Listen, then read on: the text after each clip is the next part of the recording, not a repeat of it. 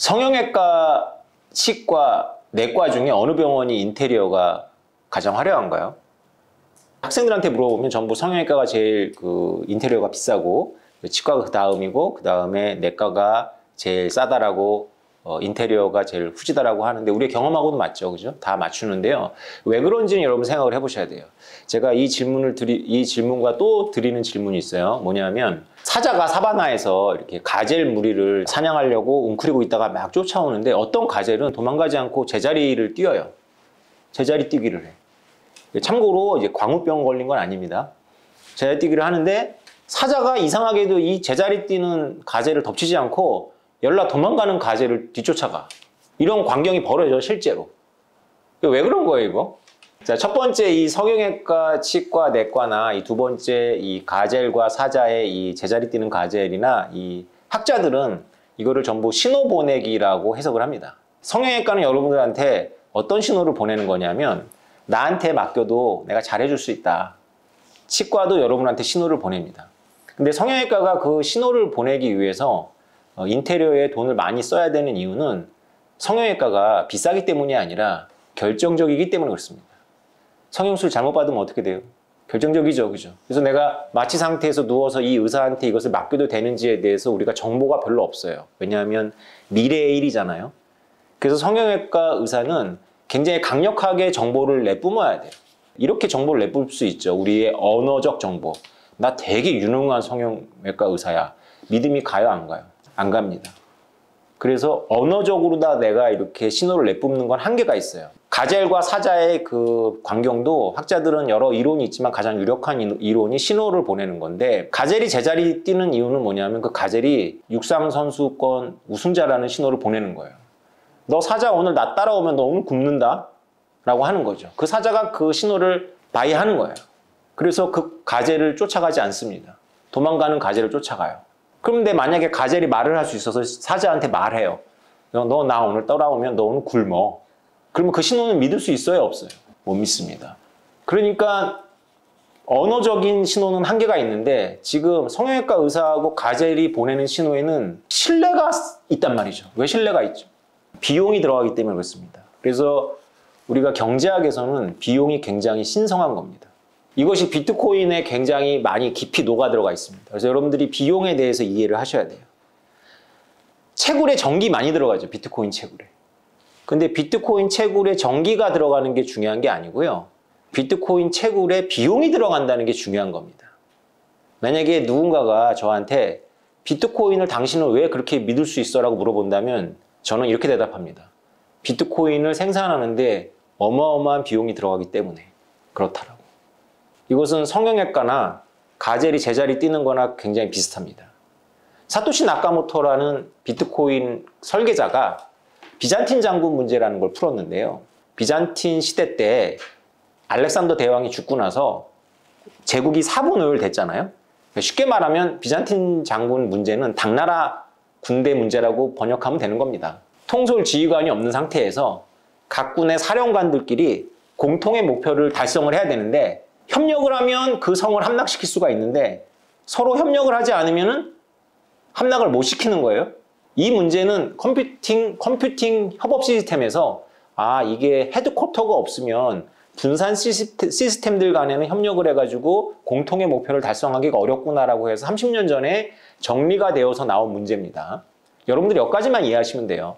근데 그 문제가 이렇게 지금까지 오다가 이 문제를 사토시 나카모토가 2008년도에 논문을 통해서 해결을 한 겁니다. 그러니까 비트코인의 그 첫 번째 논문은 그 자체로도 의미가 있지만 비잔틴 장군 문제라는 거를 해결하는 하나의 방식을 제시했다는 것만으로도 어마어마한 학문적인 의미가 있는 거죠.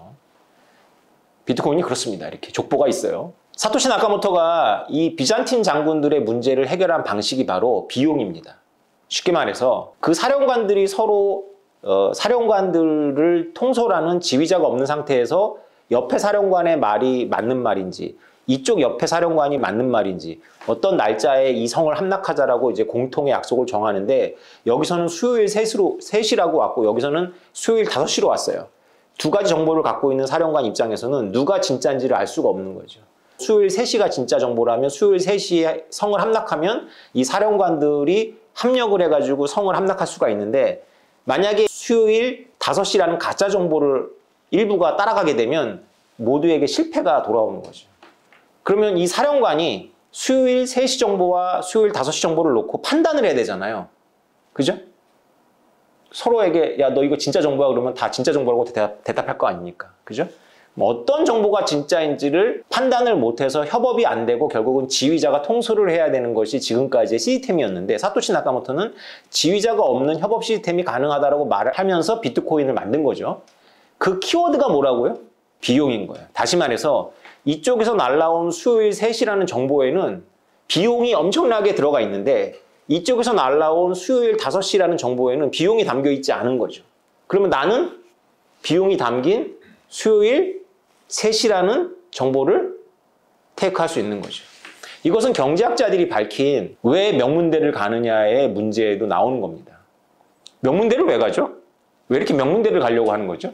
잘 먹고 잘 살려고 하는 건 뭐 그건 알겠는데 왜 그 잘 먹고 잘 사는 방법으로 명문대를 선택한 거예요? 1번, 명문대가 정말 엄청나게 다른 대학에서는 안 가르쳐주는 엄청나게 좋은 학문을 가르쳐준다. 이건 아니다라는 건 우리가 다 알고 있죠. 그죠? 예, 다 알고 있습니다. 서울대만 가르쳐주는 특별한 학문은 없습니다. 그리고 뭐 대학 교수님들이 다 훌륭하셔서 네, 어느 대학이나 패컬티들은 다 이렇게 평준화되어 있죠. 대한민국은. 근데 왜 이렇게 명문대를 가려고 하죠? 명문대 가기가 어려워서 명문대인 거예요. 쉽게 말해서 명문대 졸업장을 머리에 이마에다가 딱 인쇄를 하고 나오면 사람들한테 신호를 보낼 수 있는 거죠. 나는 쉬운 거 했다, 어려운 거 했다. 어려운 거 했다. 그러니까 내가 말하는 정보는 믿을만한 정보다. 내가 말하는 정보가 믿을만하니까 나를 믿어라. 그래야 나도 사업을 하든가 취직을 하든가 할 수 있는 거니까요. 그죠? 우리가 이 신뢰 게임이라고 말씀드렸잖아요. 여러분들이 신뢰라는 관점으로 세상을 보라고. 바로 신뢰 게임인 겁니다. 다시 말해서 명문대를 나오는 거는 가젤이 제자리 뛰는 거랑 똑같죠. 가젤은 어떤 비용을 냈나요? 제자리를 뛰면서. 또라이 사자는 난 그런 거 모르겠고 너 이 새끼 난 널 덮칠 거야. 근데 친구가 뛴다고 자기도 따라 뛰었다간 어떻게 돼요? 뒤지는 거예요. 그죠? 나는 실력이 없는데 빚져가지고 빌딩에다가 최신식 빌딩에다가 인테리어 쳐 발랐어. 난 실력이 없어. 어떻게 될까요? 이 의사는? 망해야죠. 망해서 도망 다녀야 되는 거죠. 값비싼 정보를 신호를 보내니까 사람들이 저 신호는 비싼데 그러니까 믿을만한데 라고 선택을 하는 겁니다. 다시 말해서 저는 지금 두 개를 대비시키는 거예요. 말은 믿을 수 없다. 비용은 믿을 수 있다. 자, 그럼 다시 지금 비트코인 4천만 원입니다. 오늘 4천만 원이 만약에 1,000만 원, 2천만 원, 3천만 원, 4천만 원 내에서 4천만 원이에요. 기분 좋아요, 안 좋아요? 좋죠. 근데 이놈의 4천만 원이 한 달 전에 8천만 원이었거든요. 8천만 원에서 떨어져서 4천만 원이에요. 기분 좋아요, 안 좋아요? 기분 나쁘죠. 그래서 여러분들은 지금 현재 기분이 나빠요. 같은 4천만 원인데 한 달 전에 3천만 원, 두 달 전에 2천만 원이었다가 지금 4천만 원 되면 기분이 좋은데 한 달 전에 8천만 원이었던 게 지금 4천만 원 되면 기분이 안 좋아요. 우리가 모두 기분이 안 좋은데 기뻐하십시오. 이것이 바로 비트코인이 믿을만하다는 겁니다. 쉽게 말해서 지금 2천만 원, 3천만 원, 4천만 원 된 4천만 원이 더 믿을 수 있어요. 8천만 원에서 떨어진 4천만 원이 더 믿을 수 있어요. 폭락한 4천만 원이 더 믿을 수 있는 4천만 원입니다. 왜 그렇죠? 신호를 보냈기 때문입니다. 비용이 지불되어 있겠죠. 제가 애석하게도 그 8천만 원 고점에 물리신 분들이 혹시나 재산을 탕진해서 극단적인 선택을 했다. 이런 분들이 계시다면 이 말이 좀 조롱이 돼요. 그런데 우리 마음속에 이런 부담이 있잖아요. 괴롭잖아요. 이 상태가 이 시스템이 믿을 수 있는 상태인 겁니다. 왜냐하면 우리 모두 비용을 지불했기 때문이죠. 우리가 지금 쓰고 있는 이 장부가 믿을만 하다면 그 장부 속에는 횡재한 사람이 있는 게 좋아요? 없는 게 좋아요? 없는 게 좋죠. 미제스가 금이 반짝여서 좋은 돈이 아니라 금에는 역사성이 있어서 좋은 돈이라고 얘기를 했는데 역사성이라는 것은 굉장히 음매볼 만한 내용이 있는데 그 중에는 어떤 것도 있냐면 지금 오늘 이 시점에서 금을 횡재로 왕창 얻은 사람은 거의 없다. 옛날에는 있었겠죠. 그죠? 옛날에는. 금이 주목받기 전에 금을 그냥 왕창 얻은 사람들은 저평가된 상태에서 왕창 얻었으니까 횡재한 사람이 있을 텐데 요새 금을 얻으려면 그런 방법이 없잖아요. 여러분한테 제가 물어볼게요. 2021년 7월 비트코인을 10달러에 얻을 수 있는 방법이 있습니까? 1달러에 얻을 수 있는 방법이 있을까요? 혹은 1,000만 원에 얻을 수 있는 방법이 있을까요? 없어요. 지금 얻으려면 어떻게 해야 돼요? 3,900만 원 내야 되죠. 채굴을 통해서 얻으면 좀 싸게 얻을 수 있을까요? 아니죠. 채굴도 3,900만 원의 전기료를 내야 됩니다. 그것이 시장의 원리고 이것이 경제학의 원리에 의합니다. 다시 말해서 비트코인이라는 이 시스템은 지금 모두가 비용을 지불하고 있다. 비트코인하고 똑같은 거 만들어가지고 이제 똑같이 하면 비트코인 대체 가능한 거 아니냐. 좋은 아이디어입니다. 근데 그 질문에 대답할 수 있는 여러 가지 방법이 있는데 이것도 하나의 방법이죠. 비용으로 제가 대답해 볼게요. 비트코인이 지금 12년 만에 4천만 원이 올 때는 엄청난 비용을 깔고 왔어요. 그러면 비트코인하고 똑같은 시스템을 만들어서 이 가격이 올라면 그것도 어떻게 해야 돼요? 똑같은 명문대에 가려고 학원 다녀야 되고 재수해야 되고 삼수해야 되고 한때는 부흥 떴다가 한때는 꼬라 박아야 되고 어떤 사람은 폐가 망신해야 되고 그런 과정을 다 겪어야 됩니다. 왜냐? 비용이기 때문에. 비트코인은 어떤 시스템이냐면 되게 특이한 금고라고 생각하시면 됩니다. 이 금고는 여러분들이 금고를 열려면 비밀번호를 알아야 되죠. 비트코인도 남한테 보내려면 여러분들이 비밀키를 갖고 있잖아요. 그래서 비트코인에 있는 이 비밀키는 새로운 것이 아닙니다. 이것은 이미 컴퓨터 학자들이, 암호학자들이 만들어 놓은 비밀 체계를 사토시 나카모토가 갖다가 비트코인에다가 결합을 한 거예요. 여러분들이 양자 컴퓨터가 비트코인을 깬다라는 건 이 비밀 체계에 관련한 문제입니다. 그래서 금고에서 이 비밀키 돌리는 거, 이게 문제죠. 근데 사토시 나카모토는 그걸 고민한 게 아니고요. 누군가가 금고를 가져다가 금고 안에 엄청나게 값비싼 게 있는 거예요. 그래서 금고를 가져다가 압착기에 넣고 프레스로다가 금고를 깨트려 버리는 겁니다. 그럼 답이 없죠. 도둑이 들어와서 금고채 갖고 가갖고 압착기에 넣어가지고 깨버렸어요. 그 금고 안에 별 볼 일 없는 게 들어있다면 그런 짓을 할까요? 안 할까요? 안 하겠지만 그 금고 안에 엄청난 게 들어있다면 엄청난 비용을 들여가지고 프레스로다가 눌러가지고 깨버릴 거예요. 이 도전을 어떻게 해결할 것이냐를 고민을 하면서 사토시 나카모토가 만들어낸 시스템이 바로 비트코인의 채굴 시스템입니다.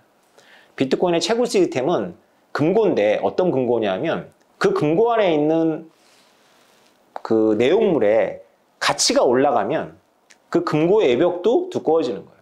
그 금고 안에 있는 그 가치가 1억짜리면 그 금고 두께도 그 1억에 맞게끔 두꺼워져 가지고 이 금고를 깨려면 프레스 장비가 1억 이상이 돼야 되는 거예요.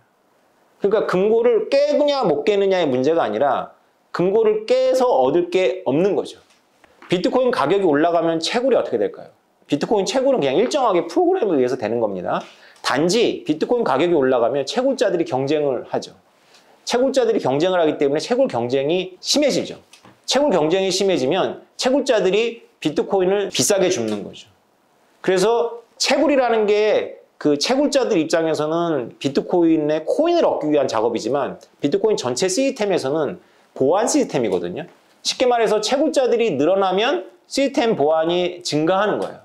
근데 비트코인 시스템 보안은 비트코인 가격이 올라갈 때 증가하고 비트코인 가격이 내려갈 때 줄어듭니다. 그래서 비트코인 가격이 어마어마하게 올라가면 그 비트코인이라는 시스템을 깨서 얻을 이익도 증가하기 때문에 비트코인의 그 금고의 외벽도 어마어마하게 증가해야 되는 거죠. 그래서 이 어마어마하게 증가한 이 상태가 지금의 상태입니다. 어마어마하게 증가한 이 금고의 그 두께를 유지하기 위해서 1년에 아르헨티나 국민들이 소비하는 전기를 써야 되는 거죠. 비트코인이 왜 전기를 많이 써요? 그러니까 비트코인이 비싸기 때문입니다. 근데 비트코인의 가격이 안정적인 이유, 야, 비트코인 가격이 안정적이다라고 오태미 너는 말할 수 있냐라고 이제 질문하시겠지만 비트코인 가격이 안정적이다라는 명제가 있다고 치자고요. 비트코인 가격이 안정적이라면 왜 그럴까요? 채굴자들이 비트코인에 비용을 들였기 때문에 비트코인 가격은 안정적인 거죠. 쉽게 말해서 여러분들은 비트코인이 20분 만에 10분 만에 20분 만에 막 20%씩 떨어질 때 어떤 생각이 들어요? 비트코인 오태민한테 강의 듣고 책 읽고 아무 소용이 없죠. 그죠? 이것이 그냥 제로가 되겠구나라는 생각이 들죠. 그죠? 그런데 그런 일이 벌어지나요? 안 벌어지나요? 잘 안 벌어져요. 잘 안 벌어지는데 이렇게 생각하시면 돼요. 철광석을 갖다가 코일을 만들잖아요. 그죠? 그래서 핫코일이라 그래가지고 일단 이제 대충 불순물 대충 없앤 코일을 만들고 그걸 또 재련해서 콜드 코일 만들어서 이제 우리가 철판을 쓰는 거니 콜드 코일 이제 재련된 그 철 강판인데 철 강판의 가격이 비싸요? 철광석의 가격이 비싸요? 철 강판이 비싸겠죠. 왜냐하면 엄청나게 많은 그런 비용이 들어갔잖아요. 그죠? 근데 어느 경우에는 철광석이 더 비쌀 수도 있어요. 철 강판보다. 그런 경우가 생겨요. 특수한 경우에. 그러면 우리가 어떻게 생각해야 되죠? 이 상태는 지속 가능하다, 지속 가능하지 않다.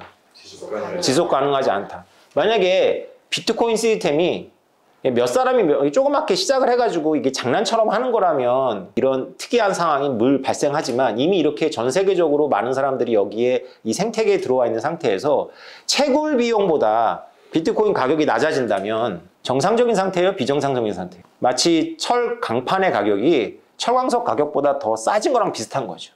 그럼 우리는 뭘 예측할 수가 있죠? 가격이 곧 회복될 거를 우리가 예측할 수 있어요. 철 강판이 곧 올라갈 걸 예측할 수 있고 거기에 베팅할 수 있는 것처럼. 그러면 여러 사람이 그렇게 생각한다는 건 곧 현실이 된다는 얘기이기 때문에 비트코인 가격은 한없이 꺾일 것 같지만 의외로 바닥이 있고 강하고 버티고 다시 올라갑니다. 그러면 답이 나왔죠. 왜 신규 코인들이 위험한가요? 아무리 마케팅을 잘하고 아무리 선전을 잘해도 왜 신규 코인이 위험한가요? 신규 코인에는 어마어마한 비용이 아직 투입되어 있지 않습니다. 여러분 버전으로 딱 바꿔서 얘기하자면 비트코인에는 너무나 많은 사람들의 눈물이 들어가 있기 때문에 그렇습니다. 이상입니다.